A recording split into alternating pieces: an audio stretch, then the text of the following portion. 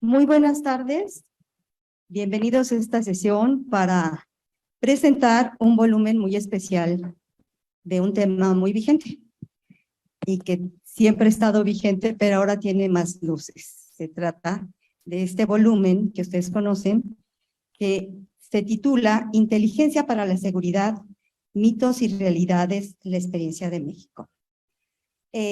Nos acompañan 3 autores de 13 capítulos del libro y les voy a dar la palabra a cada uno de ellos, que son especialistas en el tema de seguridad nacional, de seguridad internacional, de la evolución del concepto de seguridad nacional y de seguridad internacional, como son la doctora Cristina Rosas, el doctor Curcio y nuestro colega, el doctor Juan Guillermo Mendoza Bazán. El libro invita por sí solo, por el mero título, a leerse. Ustedes van a encontrar diferentes perspectivas de lo que es la inteligencia y la importancia de la inteligencia para la seguridad nacional. El término de seguridad nacional estuvo un buen rato como con ciertos prejuicios, porque se utilizó sobre todo por algunos países después de la Segunda Guerra Mundial con connotaciones muy específicas de control, de dominio, de una geopolítica tradicional, pero que sin embargo con el desarrollo de los años nos hemos dado cuenta que todos, cada uno de nosotros, ustedes, nosotros, tenemos que ver con la seguridad nacional y con un concepto, en nuestro caso, de lo que es México y cómo desde cada uno de nuestros ámbitos laborales o de estudios contribuimos a fortalecer este proyecto nacional que es el de nuestro país, que somos una república, somos una democracia que quiere tener mejores niveles de desarrollo y de bienestar. Y cómo contribuye la inteligencia, que es un ejercicio continuo de los estados,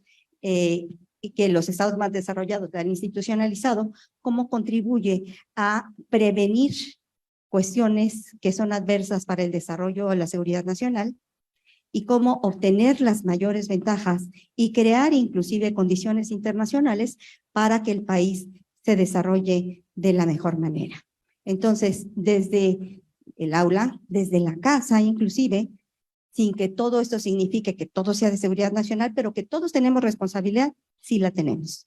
Entonces, voy a referirme muy brevemente a los colegas autores de este libro, y por supuesto, el agradecimiento a una de mis alma maters, que es el Matías Romero. Yo estudié aquí en 1984, soy diplomática de carrera, ahora en retiro, pero también nos dedicamos un poco a estudiar lo que es la seguridad nacional con un compromiso muy grande, porque los diplomáticos de carrera contribuimos de manera muy significativa a la seguridad nacional de México.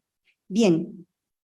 Los coordinadores, la doctora María Cristina Rosas y el licenciado Juan Guillermo Mendoza Bazán, son respectivamente presidenta y secretario general del Centro de Análisis sobre Paz, Seguridad y Desarrollo Los Palme, asociación civil fundada en 2009 y que promueve la investigación científica en los temas de seguridad, desarrollo y paz. El doctor Leonardo Curcio, Cristina Rosas y Leonardo Curcio fueron mis maestros en el doctorado en el Centro de Estudios Superiores Navales, entonces sí los conozco bien y les tengo un profundo respeto y admiración, igual que estoy segura que todos ustedes. Leonardo es especialista en seguridad nacional, gobernabilidad y estudios estratégicos, cuya sólida formación hace de su labor en el ámbito de las comunicaciones y en el docente un disfrute para quienes leemos sus libros y le seguimos en los medios. Nos falta un participante que es el doctor Viñet, que al igual que la doctora Rosas y el doctor Curcio, han sido docentes en las instituciones de altos estudios, en la Secretaría de la Defensa Nacional, en la Secretaría de Marina y en la Secretaría de Gobernación. Sin duda, es obligado, como en todos los libros, leer el prólogo, pero en este caso especialmente porque está escrito por quien fuera subsecretario de Gobernación, consejero de Seguridad Nacional y director del Centro de Investigación y Seguridad Nacional, el CISEN, el doctor Jorge Tello Peón.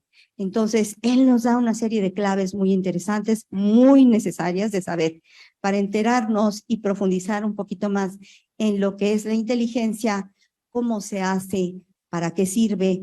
Y estoy cierta también que ustedes tienen idea de que la inteligencia nos permite prevenir, ¿no?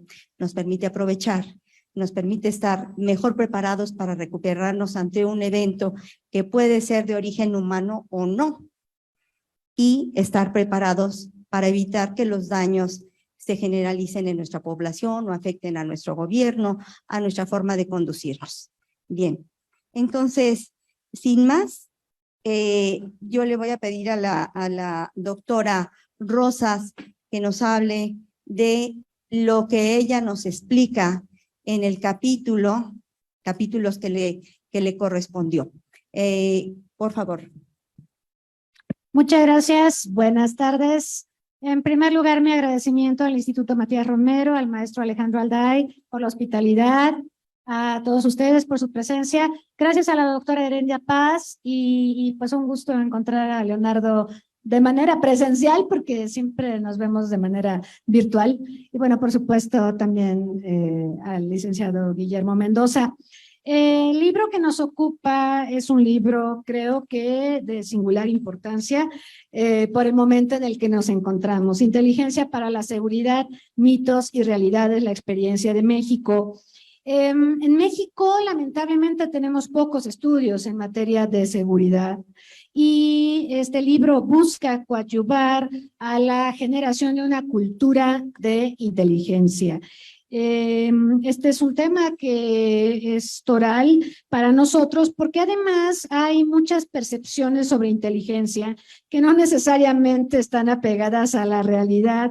Pensamos en inteligencia y se piensa en represión, se piensa en la Federal de Seguridad, se piensa en espionaje. Hay quien dice que inteligencia y espionaje son sinónimos. En fin, hay muchos malos entendidos y esto tiene que ver precisamente con la falta de una cultura de inteligencia, que es algo que buscamos sortear.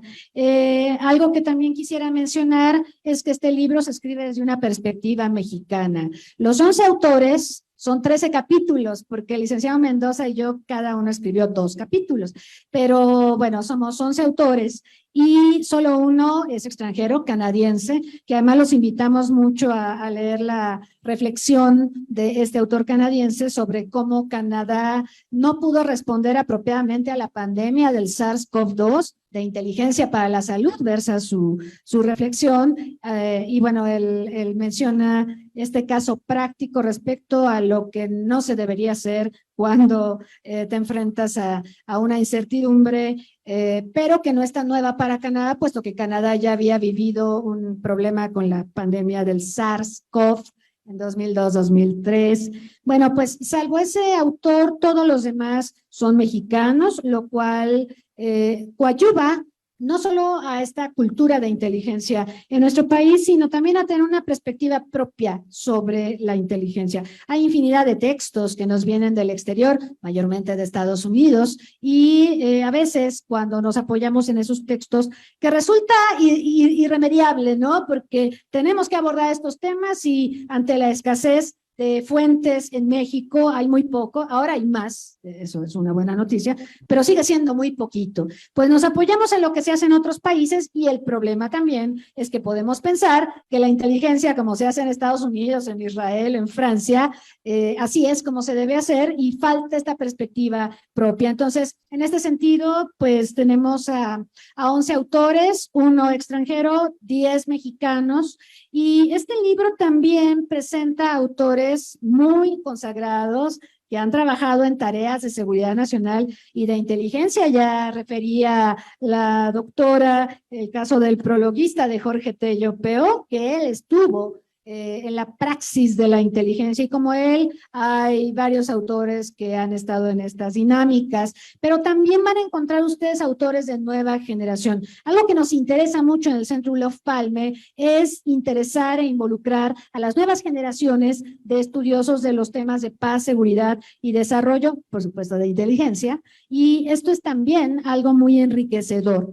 El libro pues enfatiza la importancia también de la inteligencia estratégica. En nuestro país creo que vivimos mucho en la coyuntura, somos muy reactivos, poco preventivos, y la inteligencia estratégica ayudaría a tener una panorámica más amplia, por supuesto, y a ver más allá de la coyuntura. En el libro van a encontrar varias reflexiones alrededor de la relevancia de la inteligencia estratégica y si bien la inteligencia táctica es necesaria, no por tener inteligencia táctica ya resolviste todas tus necesidades de inteligencia. Dicho esto, pues también quisiera señalar algunos otros objetivos de la publicación. Decíamos que es importante contribuir a la bibliografía especializada en la materia desde nuestro país, contribuir al conocimiento sobre inteligencia en México, reflexionar sobre las características de los servicios de inteligencia, pero también los cambios que han vivido en el mundo y en México. La inteligencia ha tenido que irse adaptando a diferentes situaciones, como puede ser el fin del mundo bipolar, el mundo de posguerra fría, el mundo post 11 de septiembre, cuando se cuestionó fuertemente, por ejemplo, a los servicios de inteligencia y cómo no pudieron en un momento dado anticipar que algo así fuera a suceder. Pero la realidad es que sí se ha producido una transición sobre el trabajo de los servicios de inteligencia en el mundo. Y bueno, en México hemos vivido los estragos, tengo que decirlo, de las políticas de gobierno. México, tristemente, pues tiene políticas de gobierno solamente, no tiene políticas de Estado. No estaría mal tener políticas de gobierno siempre que tuvieras políticas de Estado y tuvieras proyecto de nación y tuvieras definido hacia dónde quieres ir en el 2050, en el 2100, en el 2200. El problema es que como tienes políticas de gobierno, cambia el gobierno y cambia la política. Y pongo un ejemplo que todos conocemos, el CISEN. El CISEN desapareció en este gobierno, se tomó la decisión de desaparecerlo sin ninguna consulta, sin ninguna valoración, simplemente se decide desaparecerlo. El CISEN, ustedes recordarán, dependiente de la Secretaría de Gobernación. En su lugar queda el Centro Nacional de Inteligencia, el CNI, bajo la tutela de la Secretaría de Seguridad y Protección Ciudadana, que se dedica a tareas de seguridad pública. Bueno, está muy bien, seguridad pública requiere inteligencia, no tenemos ningún problema con eso. La única dificultad que yo veo es que, bueno, ¿qué entidad civil está haciendo inteligencia para la seguridad nacional? Bueno, eso también nos lo preguntamos en el libro, porque inteligencia la hacen también los militares, las Fuerzas Armadas tienen servicios de inteligencia y ellos hacen sus valoraciones y demás, pero sí nos está faltando mucho en la actual administración una visión civil sobre inteligencia para la seguridad nacional, no solo para la seguridad pública. No ayuda, y tengo que decirlo, que también hay una confusión aquí respecto a las diferencias entre seguridad nacional y seguridad pública, ¿no? Bueno, ese tipo de problemas, pues ahí están. Nosotros lo que podemos hacer es proponer una serie de pasos y de ideas para construir, como decíamos, una cultura de inteligencia. Terminaría pues invitándolos a conocer esta obra, una obra que fue publicada el año pasado, pero evidentemente la pandemia pues no nos dejó difundirla. Nos encanta que estén aquí y que puedan acceder a las diferentes reflexiones de los autores que muy amablemente decidieron contribuir a este trabajo. En un momento más pues los vamos a escuchar. De nuevo, muchas gracias a todos.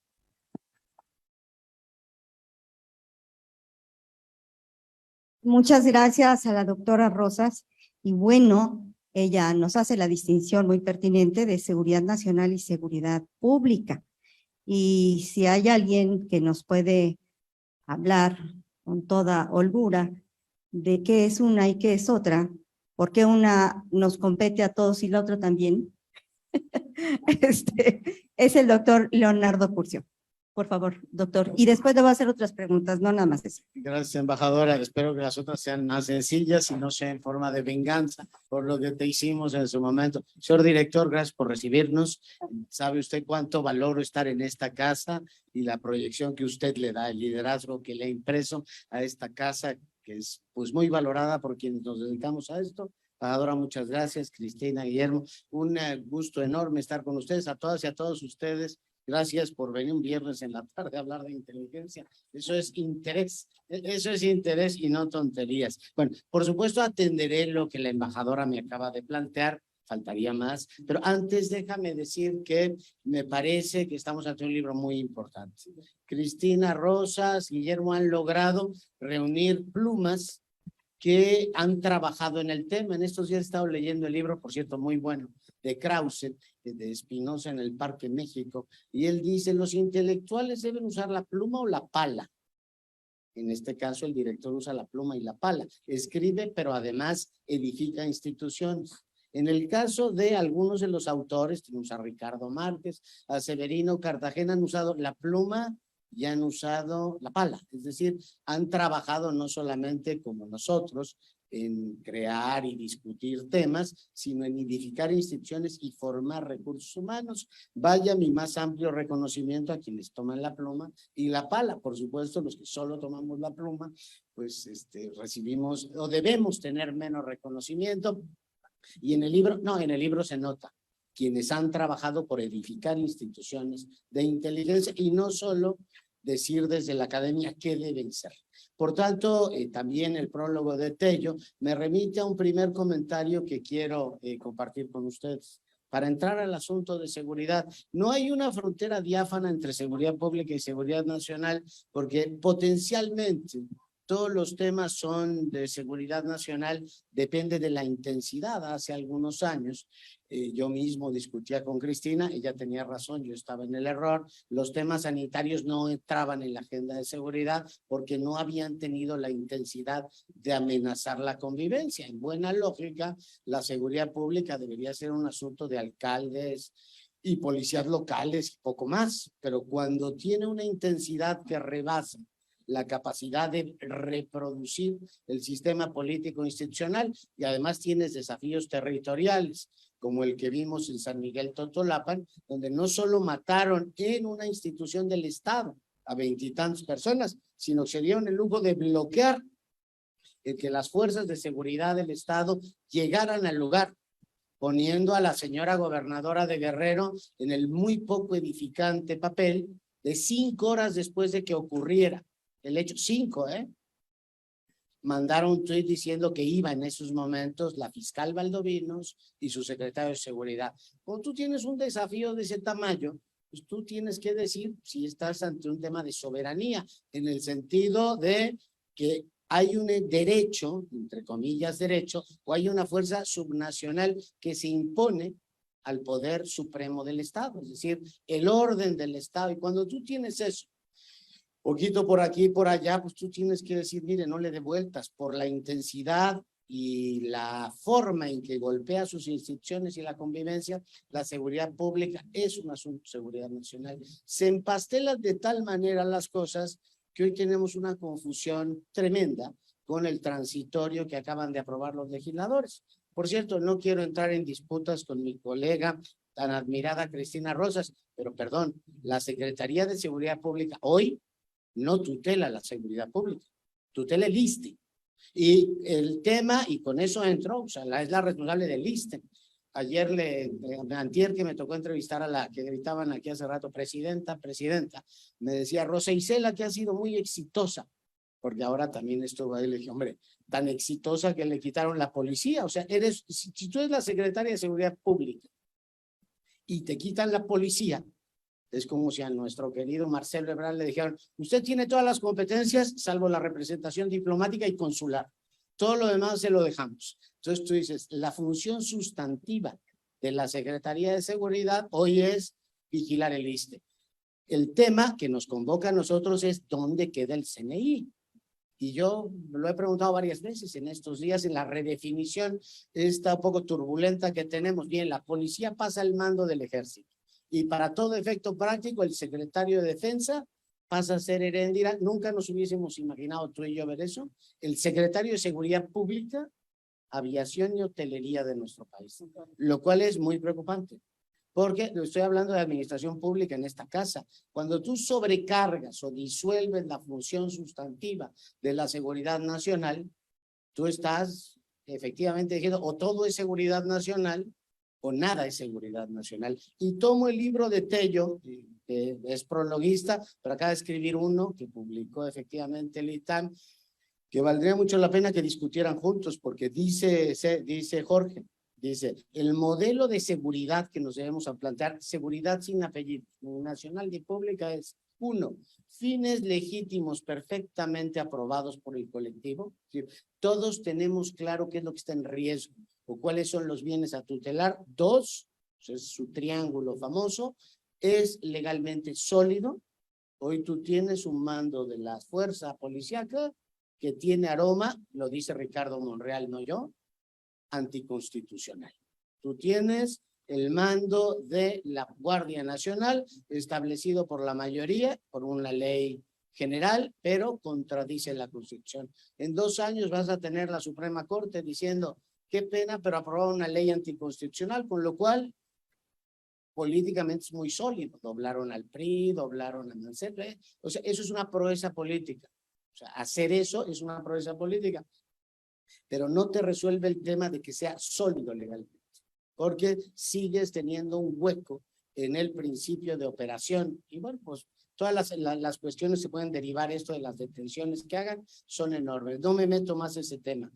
Por tanto, fines muy bien establecidos y socialmente compartidos, legalmente muy sólidos y bien pertrechados financieramente. Un país lo único que no puede hacer es decir, esto es un tema de seguridad nacional, pero me voy a ahorrar dinero. Los más jóvenes harían bien en leer el libro de la Thatcher, que solo ese capítulo, el resto lo pueden quemar, cuando declara la guerra en las Malvinas, ¿no? Digo, lo pueden quemar, pueden prescindir de él. El de Cristina no lo quemen, léanlo completo. No, cuando declara la guerra a la Argentina, imagínense, lo primero que hace es que no vengan los de Hacienda o el Tesoro. Le dicen, primera ministra, ¿pero por qué? ¿Qué no han aprendido que cuando está en juego la soberanía o el honor nacional, aquí el tema no es cuánto dinero nos cuesta? Estamos diciendo que la seguridad nos va y por tanto el dinero es secundario. Y en teoría, la lógica clásica dice, es un tema que va hasta Hegel o a Carl Schmitt, o de Hegel y luego a Carl Schmitt, es decir, una nación se prueba a sí mismo cuando llega al estado de emergencia, cuando les dice a sus jóvenes, en vez de estudiar diplomacia, tienen ustedes que ser soldados de la patria. Y viene la conscripción obligatoria y las fábricas, en vez de fabricar coches y refrigeradores, tienen que fabricar tanques. A Rusia le está pasando eso. Cuando tú le anuncias a los jóvenes que hay conscripción obligatoria, lo primero que te van a preguntar es el tema de los fines legítimos. Oiga, ¿y yo a qué guerra voy a pelear?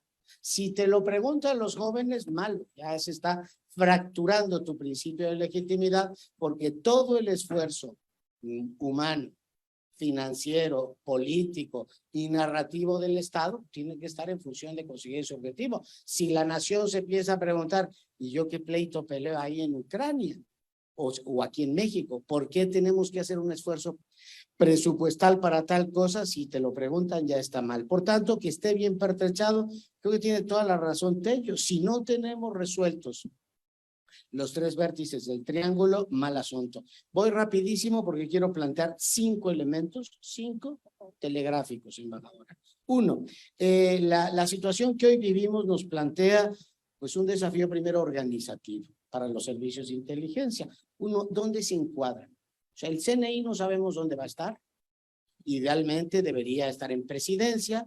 La función de seguridad en el Estado mexicano, la de seguridad pública, se ha dedicado a danzar de un lugar a otro. Y es un tema que los teóricos no hemos subrayado lo suficiente. O sea, que la función de seguridad haya pasado de subsecretaría de Gobernación, que tuvo Murillo Karam y luego Jorge, después un señor que se llama Gertz Manero, que ahora creo que es fiscal general de la República, fue el secretario de Seguridad, y por tanto esa función le fue una secretaría. Después la reforzaron con Genaro García Luna, y después el PRI regresa y dice, finalmente eso no es bueno, vamos a regresar la función de seguridad pública a gobernación. Después llega el presidente López Obrador y en un delirio de confusión extrema, primero lo pone de una manera híbrida entre Secretaría de Seguridad y Defensa Nacional, y al cuarto año de su mandato nos dice, no es buena idea, se va a defensa. O sea, fíjense, una función sustantiva del Estado mexicano, Cristina. O sea, tú imagínate que la función presupuestal se hubiese estado danzando entre turismo, economía, trabajo, hacienda, y después se la devolvemos al secretario de Relaciones Exteriores. Decir, oiga, la función presupuestal está en hacienda, no le esté dando vueltas al asunto. Y esa inestabilidad constitucional se ha llevado de corbata al CISEN, que se lo han disputado entre el finales del siglo pasado y que si se lo quedaba gobernación no se lo quedaba gobernación, que si iba a presidencia, que si iba a la Secretaría de Seguridad Pública, y hoy está huérfano.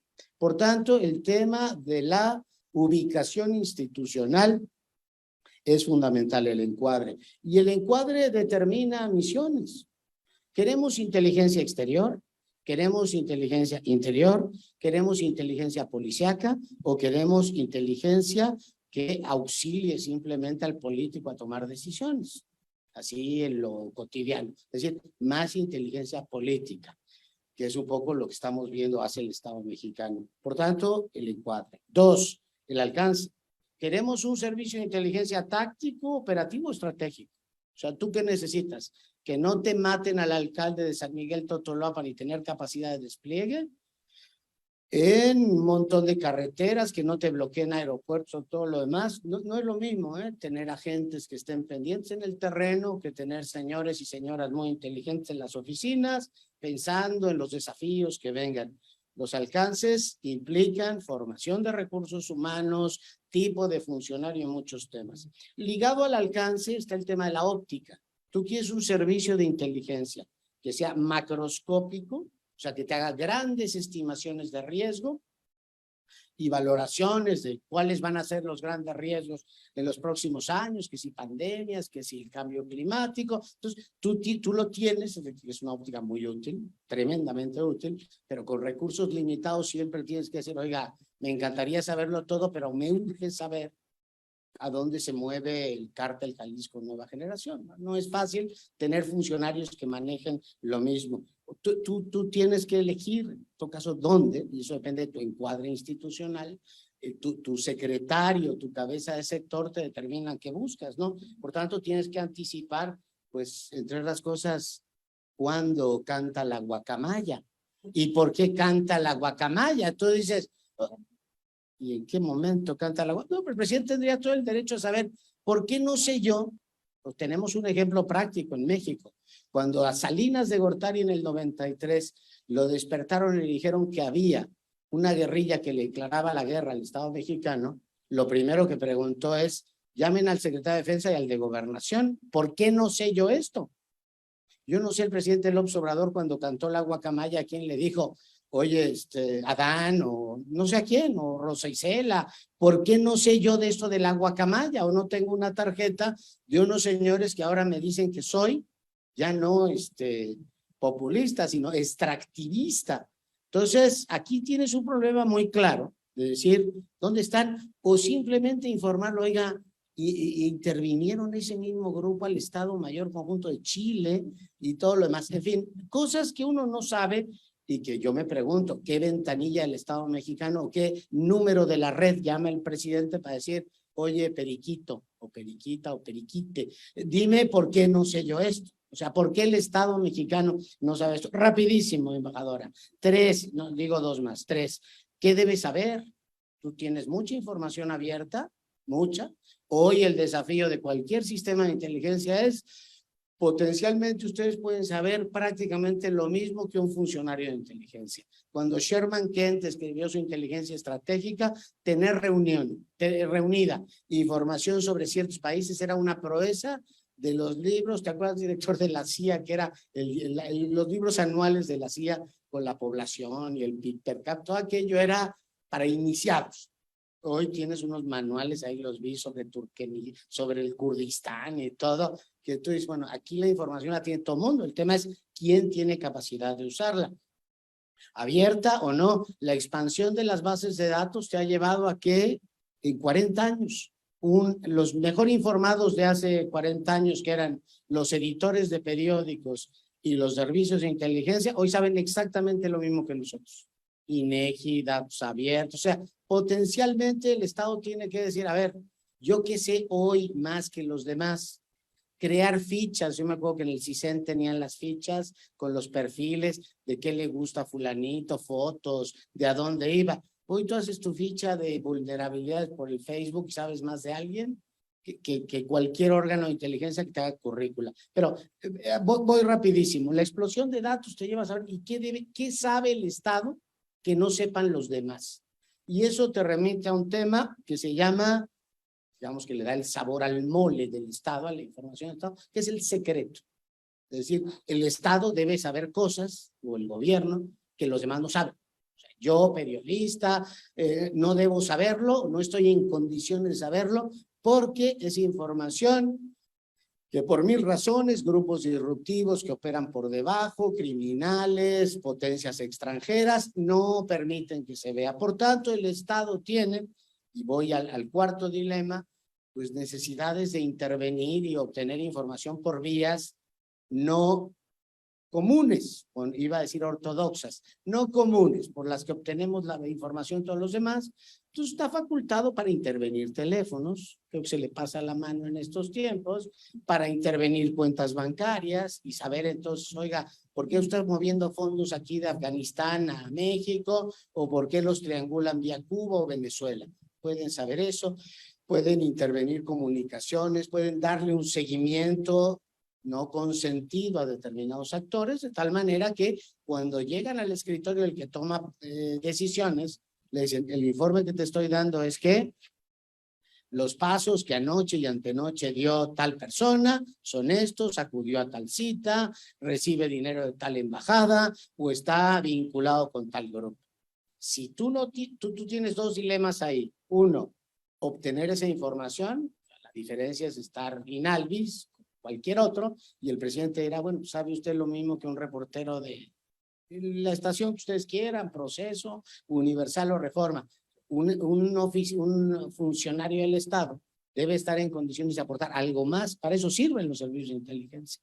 Y el tema es quién regula, y aquí voy a terminar, quién regula esas capacidades especiales. Es decir, yo te doy facultades para que tú intervengas los cuentas de banco, que es lo que hace la UIF, o cualquier otro, digamos, comunicación de un ciudadano para que obtengas la información y me la des oportunamente, yo pueda tomar las decisiones. Ojo, estamos hablando de abrir una ventana en la que se combina la razón de Estado, es decir, el Estado está para protegernos y para garantizar la seguridad nacional, y los servicios de inteligencia para saber antes que los otros y cumplir así con la función anticipatoria, pero al mismo tiempo tú dices, último tema, ¿quién los controla? ¿Cómo sabemos que esas funciones no las usan? Uno, para sus propios propósitos políticos, o sea, Osorio usando el CISEN, Krill usando el CISEN, para decir, oiga, pues yo quiero ser presidente, te deforma muchísimo el servicio de inteligencia. Por eso el tema del encuadre es muy importante. Si el líder de ellos debe estar por encima de esas luchas, digamos, político-partidistas. El encuadre es importante y sobre todo el tema de los controles es lo que da transparencia. ¿Quién controla un servicio de inteligencia? Y con esto les prometo que me callo. O el Congreso o los jueces, no hay otra. Y si el Congreso tiene una comisión bicameral, como el chocolate del oro que les dieron ahorita a los opositores, va a decir, va a haber una comisión bicameral que controla el ejército. Yo digo, sí, como la que controla los servicios de inteligencia, que en su vida han sesionado con ellos. Supone que ellos deberían tener el control del catálogo de todas las intervenciones telefónicas. Vas con los legisladores y dices, a ver, Heréndira, estoy interviniendo al DAI, estoy interviniendo a Rosas, estoy interviniendo a todos, porque la, digamos, seguridad nacional Entonces tú me tienes que preguntar, y aparte de tenerles envidia y todo lo demás, ¿tú por qué lo sigues? Yo tengo que estar en condiciones de decirle al legislativo eso. Y dos, el juez debe en todo caso decir su objetivo, porque son recursos públicos. Seguir por Pegasus y todo lo demás cuesta un dineral. Lo tiene que justificar porque es un enemigo del país o es un enemigo de la nación. Creo que es un estupendo momento para que rediscutamos la arquitectura a partir del libro de Cristina, su prologuista, y el otro libro de Tello, que nos da muchas pistas. ¿Cómo discutir toda la arquitectura del Estado mexicano en esa materia? Muchas gracias por su atención.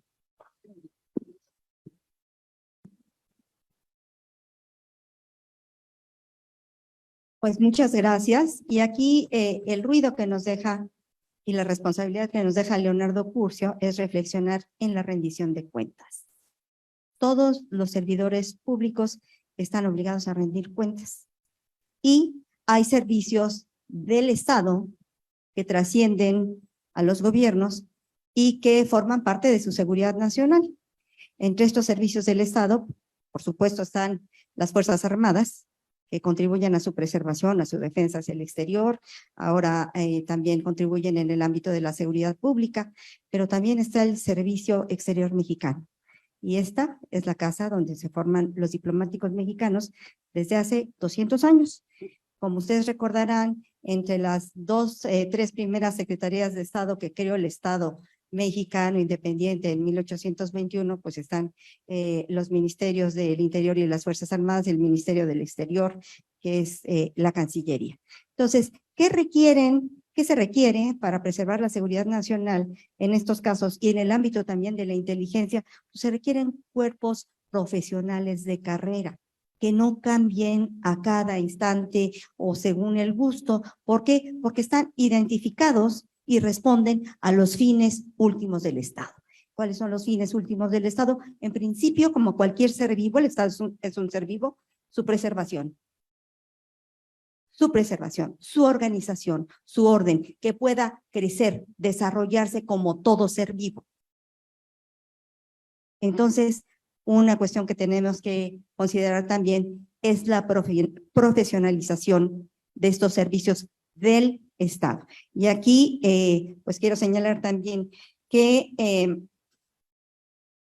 Juan Guillermo Mendoza nos hace una aportación muy importante que tiene que ver con la transparencia, democratización de los servicios de inteligencia civil, que tienen que ver mucho con rendición de cuentas. Y por otro lado, lo que decía el doctor Leonardo Curcio de las fuentes abiertas, pues sí, son el 95% de los insumos de los especialistas en inteligencia, pero los especialistas saben qué leer en ese 95% de fuentes abiertas, para qué, cómo. ¿Sí me explico? Las preguntas típicas del lead de la nota, ¿no? ¿Qué, quién, cuándo, cómo, por qué? Si no sabemos responder eso, pues no tenemos información, aunque tengamos muchos datos, no tenemos inteligencia. ¿Y a quién y con qué propósito se proporciona el producto de la inteligencia que viene de todo un ciclo que se repite y que se tiene que ir retroalimentando en muchos ámbitos? Y con estas palabras le doy la palabra, por supuesto, a Juan Guillermo Mendoza Bazán. Gracias. Muchas gracias, doctora. Muchas gracias al Instituto Matías Romero, a su director, por tenernos esta tarde. A ustedes por dedicar este espacio, este tiempo, hacer el esfuerzo por estar con nosotros para comentar esta obra. Muchas gracias a los doctores que están aquí compartiendo este podio conmigo. Me siento especialmente honrado, dado que los doctores Rosas y Curcios fueron mis profesores, y en esta oportunidad además no tengo de compartir ahora una obra como pares profesionales. Eso me tiene muy emocionado. Muchas gracias. Ahora, respecto a lo que preguntaba la doctora Heréndida, muy puntualmente, que efectivamente el primer capítulo que escribí en la obra es sobre la apertura, democratización y rendición de cuentas en los servicios de inteligencia en democracias, ¿no? Y esa es la primera distinción que es importante hacer, ¿no? La rendición de cuentas existe para un servicio de inteligencia siempre y cuando su ámbito de desarrollo esté dado en una democracia. Todo lo demás, ¿no? Cuando los regímenes son autoritarios, eso no tiene ningún sentido y sus objetivos son distintos, ¿no? No hay limitantes. Por otro lado, ¿no? Cuando hablamos justamente de la rendición de cuentas en democracia, como ya lo apuntó correctamente el doctor Curcio, quienes son responsables en primer lugar son los jueces y el Congreso, que limitan por un lado, que autorizan por otro, o que otorgan nuevas facultades a los servicios de inteligencia. Y eso está bien, ¿no? Esa es como, digamos, la arquitectura administrativa del Estado. Pero hay un punto más al que quiero referirme particularmente, y es el papel como exigidor, ¿no? Es una muy mala palabra, pero como una persona que exige cuentas y rendición de cuentas al servicio de inteligencia, y es la sociedad civil, ¿no? Y aquí en el capítulo que yo escribí hay un concepto que me parece muy interesante, desarrollado por una funcionaria de un servicio de inteligencia rumano, ¿no? La doctora Dimitru, y ella crea este concepto de prosumidor de inteligencia, que es un neologismo compuesto de productor y consumidor, y que refiere directamente al papel que un ciudadano común y corriente hace de los servicios de inteligencia. Cuando la doctora Dimitru habla del papel del prosumidor de inteligencia, no se refiere a un ciudadano de a pie que esté produciendo una tarjeta, ¿no? Final con una evaluación de inteligencia, que esté contestando un requerimiento de investigación, sino necesariamente a cómo se percibe el ciudadano común frente a la labor que hace su servicio de inteligencia. Pero además va a una parte más profunda, que es cómo interactúa el ciudadano para proveer de inteligencia a su servicio. Entonces, aquí hay un mito importante que es importante desechar, que es que los servicios de inteligencia solo son un asunto de los estados, y particularmente dentro de los estados de su aparato burocrático. Eso no es cierto. Un servicio de inteligencia rinde servicio al ciudadano común, porque para eso está, la preservación del Estado, que es una de sus funciones primordiales, implica por supuesto la población, pero también cuando hablamos del ciudadano común como proveedor de inteligencia, se refiere a la interacción que tiene con el servicio de inteligencia al hablar, al entregar piezas de información que pueden o no ser tomadas en cuenta en primer lugar, y en segundo lugar procesadas por el servicio de inteligencia. Hay buenos ejemplos de esta dualidad del prosumidor, de un ciudadano común como prosumidor de inteligencia, que son por ejemplo el programa Say Something, See Something, Say Something del Departamento de Seguridad Interna de Estados Unidos, ¿no? O programas similares del Ministerio de Defensa de España, enfocados principalmente a asuntos de terrorismo. Pero eso también es importante porque hay otros servicios de inteligencia que han desarrollado programas similares, sobre todo enfocados a esta época de fake news, ¿no? Entonces ahora el prosumidor no habla solamente de una pista sobre un sospechoso de terrorismo, sino de algún medio o una plataforma electrónica que está difundiendo noticias falsas. Y eso le permite en muchas circunstancias a los servicios de inteligencia actuar en consecuencia. Bien. Otro de los mitos que hay que desechar sobre los servicios de inteligencia es que estos solo tienen que ver con asuntos de seguridad. Eso tampoco es cierto. Como ustedes podrán ver en el capitulado del libro, la inteligencia o la labor de inteligencia va mucho más allá. Va ahora a asuntos que no son muy contemporáneos, como la vulnerabilidad cibernética o los asuntos de seguridad, de salud pública por la pandemia, ¿no? Pero también el libro contiene aportaciones de nuevos autores que desde perspectivas no necesariamente, o sea, que no nacen necesariamente del servicio activo en asuntos de inteligencia, hacen nuevas proposiciones, y con ello me quiero referir particularmente a la aportación de Jacobo Silva cuando habla sobre la seguridad económica, sobre la inteligencia económica, ¿no? Y la importancia que esto tiene para un país tan importante en el escenario internacional por su peso económico como lo es México. Y finalmente, para cerrar esta intervención, ¿no? Querría referirme a un último mito, que es la fascinación por los nuevos juguetes tecnológicos que hay en algunos servicios de inteligencia. Efectivamente, la labor de inteligencia se ha democratizado con esta proliferación de datos, con el uso de nuevas herramientas que permite procesamientos más rápidos, pero yo quiero ser muy enfático en esto, y es que en el futuro inmediato y en el futuro a mediano plazo, la labor humana de un servicio de inteligencia va a ser la distinción más importante. Y esto para poner un ejemplo muy práctico y muy rápido, es lo que acaba de pasar justamente con el canto de la guacamaya, como se refería el doctor Curcio hace un momento, ¿no? ¿Qué es lo que pasó ahí? Hubo una penetración a los servidores de la Sedena, los hackers, ¿no? Que han estado hablando abiertamente de los procesos que llevaron a cabo, revelan dos cosas que me parecen sumamente importantes. Primero, que la herramienta que ocuparon, ¿no? Si dibujamos el plano de la ciberseguridad en este momento, podríamos hablar de 5 niveles de vulnerabilidad o 5 niveles de sofisticación en las herramientas. Y los guacamaya ocuparon herramientas de nivel 1, lo cual es una preocupación bastante importante que la defensa, ¿no? La Secretaría de Defensa esté siendo vulnerada por ese tipo de herramientas. Y en segundo lugar, han referido que se tardaron aproximadamente mes y medio en descargar los 6 terabytes de información que ahora tienen a su disposición, ¿no? Y que encontraron además rastros de otros hackers que habían estado extrayendo información de manera previa y que se quedaron ahí con esa vulnerabilidad, lo cual revela particularmente la importancia, no de la máquina que te puede indicar o no de manera recurrente que está viendo una vulnerabilidad dentro de tus sistemas, sino de la perspicacia del analista o del gatekeeper para decir, ya se encendió este foco en la máquina, ¿qué es lo que tengo que hacer en consecuencia? Y pues con esto cerraría esta primera intervención.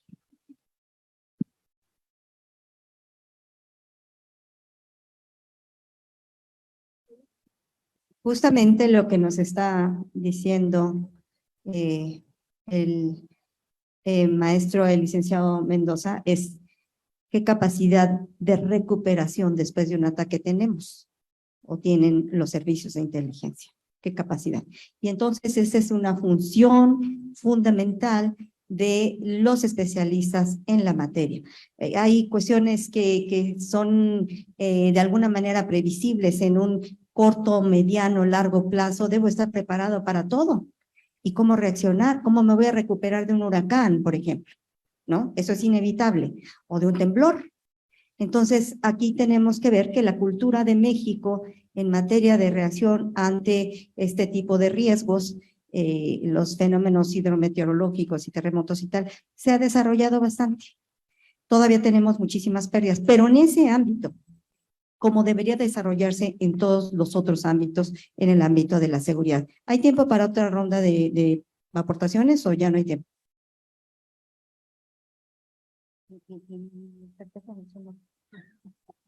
El doctor Curcio se tiene que ir en un instante, pero el título que le dio a su capítulo es muy sugerente. Él nos habla de la estrategia nacional.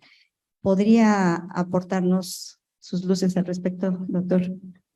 Mis oscuridades, será no, o sea, yo digo que idealmente los servicios de inteligencia lo que hacen es facilitar la operación de la estrategia nacional. O sea, lo que te hacen es ayuda, allanan, identifican riesgos, obstáculos, sugieren cursos de acción para ir efectivamente sorteando todo aquello que son lo que entorpece el que un país consiga sus objetivos. Por tanto, idealmente están, digamos, llamados a hacer eso, lo cual supone dos cosas fundamentales. Uno, que tengas estrategia, o sea, que haya estrategia nacional, que sepas a dónde quieres ir. Por tanto, subrayo lo que dijo la doctora y embajadora, tienes que tener una permanencia en el Estado. Cuando hablan del Estado profundo, no estamos hablando de una conjura de, en este caso, fascinerosos que quieren permanecer en sus cargos. Le estás dando continuidad, seguimiento, saber adquirido a cosas que el Estado tiene que saber. Y lo hemos aprendido a golpes de experiencia. Es que tener un servicio médico, una inteligencia que anticipe epidemias. Tú decías de lo económico, que puedan estar haciendo, ¿cómo se llama? Pronósticos de cómo se mueve la economía, mercado petrolero, todo esto, idealmente también en el ambiental. Yo me imagino una gran estrategia nacional con un montón de, aparte de ver hacia dónde nos movemos, identificar qué es aquello que nos movería o no nos permitiría conseguir esos objetivos y cómo ir removiendo esos obstáculos, cómo ir sorteando el asunto. y me imaginaría grandes estimaciones, no solo el Plan Nacional de Desarrollo que duerme el sueño de los justos o un programa nacional de seguridad nacional, no, sino actualizaciones anuales de riesgos, ¿no? Es decir, la oficina del presidente, que no existe ahora, que integrara, por ejemplo, todas las estimaciones de riesgo que tienen las distintas agencias, es decir, a ver cómo vemos el año próximo. ¿Hay riesgo de otra pandemia? No, que se reduce, en fin, ir tomando decisiones. En términos generales es lo que yo sostengo, ¿sí? O sea, tú tienes que tener la estrategia nacional, términos muy amplios, y los servicios de inteligencia te deben ayudar a eso. Pero antes tienes que resolver todos los temas que antes decía. O sea, tú no puedes esperar que el servicio de inteligencia lo sepa todo. Ni son, o sea, la mayor parte de ellos sí están ligados a inteligencia policíaca. ¿Usted quiere que ande persiguiendo narcos o que le identifique cuándo viene la próxima pandemia? Yo creo que hay ahí un tema muy serio. Y lo que decía el doctor, o sea, el tema de es tan importante allegarse recursos de información, o sea, el Estado necesita información para tomar decisiones y sostener su estrategia, como capacidad debe tener para protegerla. O sea, cuando te dibujan los especialistas del círculo famoso de inteligencia, o sea, crear información, proyectarla, validarla, contextualizarla, usarla, te ponen la otra de contrainteligencia y monta tanto monta Isabel como Fernando. Es decir, tan importante es tenerla como protegerla. O sea, eso es un tema, y bueno, ahora es escandaloso que la contrainteligencia haya fallado de una manera tan brutal. Y luego la otra, que lo dejo para la mesa, me disculpo, pero con el tráfico no llego al programa de radio. El tema es quién es el pastor de la ciberseguridad. No, yo insisto, lo dejo sobre la mesa, que en esta discusión sobre las misiones del ejército, si realmente les parecen muchos, que probablemente lo sean, 300,000 elementos, que los pasen a la fuerza policíaca y que el ejército quede como la cabeza de la ciberseguridad. Es decir, seguridad nacional, 4 o 5, les dejas 50,000, o sea, unidades de élite, los que van a cooperar con las operaciones de mantenimiento de la paz. Es decir, vas a tener los funcionales para tener un ejército decoroso, acorde con las amenazas que este país tiene en esa materia. Y el resto, ciberseguridad, pero pues si me dicen quién custodia en estos momentos, quién tutela la ciberseguridad en este país, me daré por bien informado. Muchas gracias por la invitación.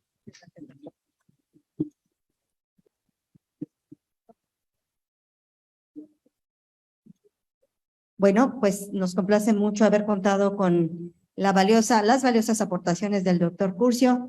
Nos veremos en breve, doctor. Muchas gracias.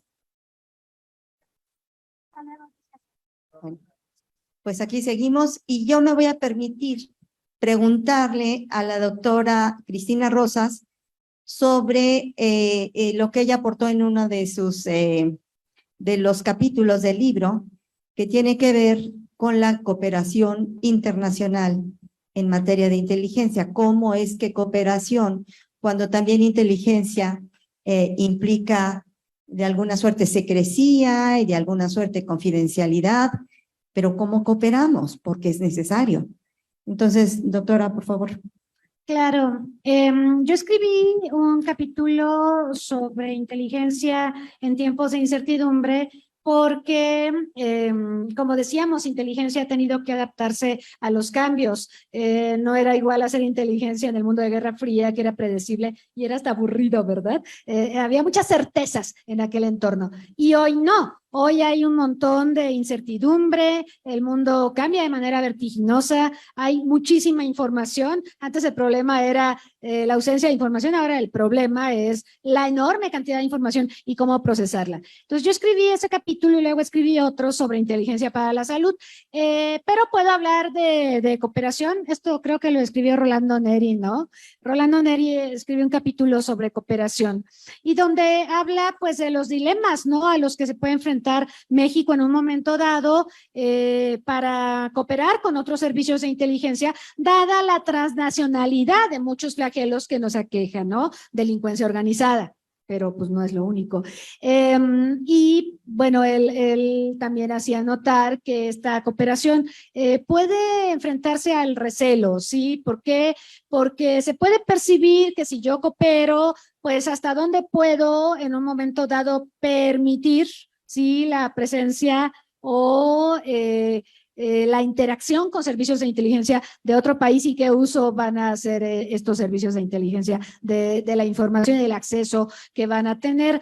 La realidad es que, bueno, nosotros sabemos que se ha mermado mucho la cooperación de México con servicios de inteligencia en el exterior. Hemos tenido experiencias interesantes con España, por ejemplo, con el tema de los etarras, ustedes lo recordarán, y también en Centroamérica y demás. Pero Rolando se refiere al problema que ahora se observa en la relación México-Estados Unidos con la Ley de Seguridad Nacional, con la reforma que se le hizo, donde se habla de limitar las acciones de agencias de inteligencia de Estados Unidos en México y bueno, ¿cómo puede esto en un momento dado tener el efecto de dejar a México en una situación de mayor fragilidad ante, por ejemplo, la delincuencia organizada, ¿no? Que está desbordada y obviamente, pues aquí sería importante pensar en que una delincuencia que está muy bien organizada y que es transnacional, pues requeriría esfuerzos de parte de los cuerpos de seguridad de los estados y de sus servicios de inteligencia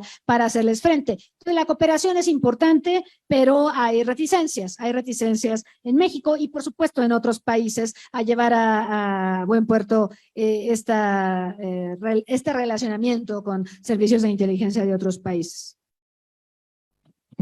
Muchas gracias. Y bueno, hablábamos de los ámbitos de la inteligencia, la inteligencia del Estado, pero también a nivel de las empresas, a nivel de la banca, a otros niveles y en otros ámbitos, también se desarrolla inteligencia. ¿Por qué? Pues porque se necesita desarrollo.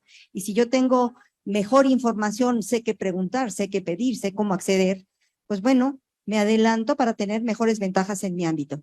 Y en este sentido, Juan Guillermo Mendoza escribe el modelo de inteligencia en el ámbito empresarial de departamentos de seguridad a unidades de resiliencia. Entonces, sería tan amable de comentarnos sobre su capítulo. Gracias. Por supuesto, doctora, con mucho gusto. Quiero empezar diciendo que ese capítulo fue una especie de catarsis, ¿no? Cuando lo escribí, porque yo pasé del Servicio de Inteligencia Civil Mexicano a trabajar en la iniciativa privada. Y cuando salí del servicio, inicié como consultor independiente y después me sumé a una consultoría más grande. Y ahora mi trabajo es justamente analizar las dinámicas de seguridad y cómo afectan al comercio internacional. Y entonces había una fascinación interesante, ¿no? Sobre cómo servía o cómo podíamos insertar los ciclos de inteligencia que ya había yo aprendido y desarrollado para labores del Estado a la parte de la empresa privada y para resolver dudas particulares de nuestros clientes en la consultoría. E incluso, ¿no? Cómo podíamos adelantarnos a cosas que podían ser importantes para ellos y que todavía no identificaban. Entonces, esta pregunta, ¿no? Me llevó justamente a la labor, a la reflexión, ¿no? De cómo está cómo está inserto el ciclo de inteligencia dentro de la iniciativa privada. Y efectivamente, en primer lugar, ¿no? Podemos pensar que, como es natural, la inteligencia se ocupa para labores de seguridad dentro de las instituciones.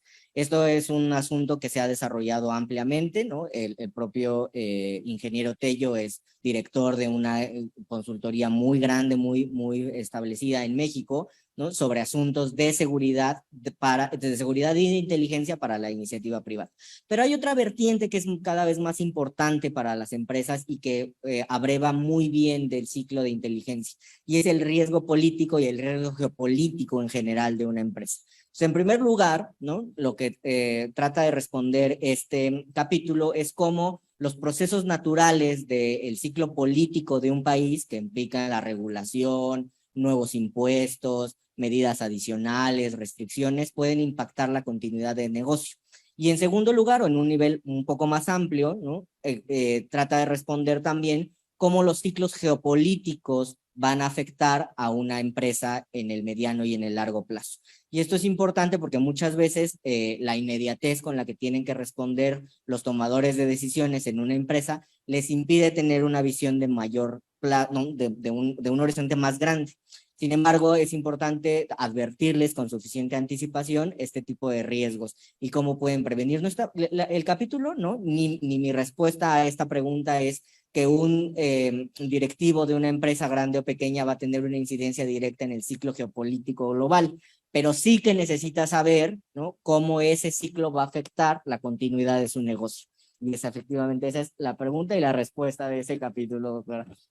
Pues muchas gracias. Yo creo que estamos a punto de cerrar. Nada más quiero hacer un comercial en relación a los diplomáticos.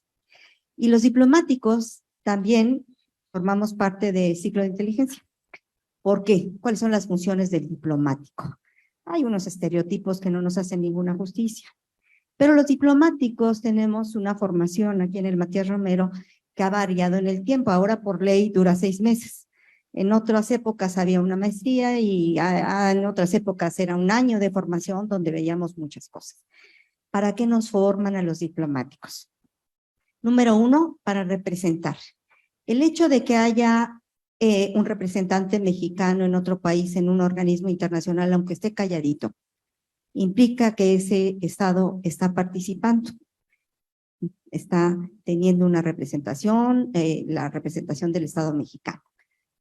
Estamos en el nivel de la representación. Pero otro ámbito que tenemos también es el de la negociación y entonces para eso nos expiden cartas para que nos acreditan como el jefe de la delegación, etcétera, etcétera. Pero para llegar a la negociación necesitamos estar informados e informar. Entonces ese es el otro gran capítulo de la diplomacia mexicana, informar.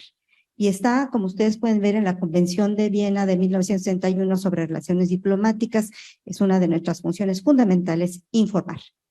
Entonces, ¿cómo informamos? ¿Qué informamos? Tienen que ser cosas relevantes y para eso se preparan los diplomáticos en una carrera que dura, en algunos casos, 40 y hasta 50 años. Y empezamos en los años 20 y cuando más en los años 30, en la segunda o la tercera década de vida, decenio. ¿Y qué pasa cuando estamos practicando una actividad o una serie de actividades? Pues nos volvemos muy perceptivos de todo tipo de comportamientos de los estados. A veces cuando estamos en negociaciones, y Alejandro Alday, el Micho Alday no me dejará mentir, sabemos, ahí viene fulanito con su propuesta tal, y viene fulanito con su propuesta tal. Lo sabemos, lo prevemos, ¿no? O ahí viene, nos va a insistir en que tenemos que colaborar en tal y tal cuestión a nivel bilateral. Vemos señales, vemos comportamientos e identificamos. Y tenemos que ser sumamente cuidadosos a la hora de informar a quién, sin ocultar, pero sabiendo cómo informar. Entonces, redactar un correo electrónico, redactar un informe, es de altísima responsabilidad. Y bueno, pues con esto nuevamente agradezco a mi colega Alejandro Alday esta oportunidad de estar aquí con gente tan relevante y tan responsable en ámbitos de primer nivel y de primera importancia para México. Muchas gracias.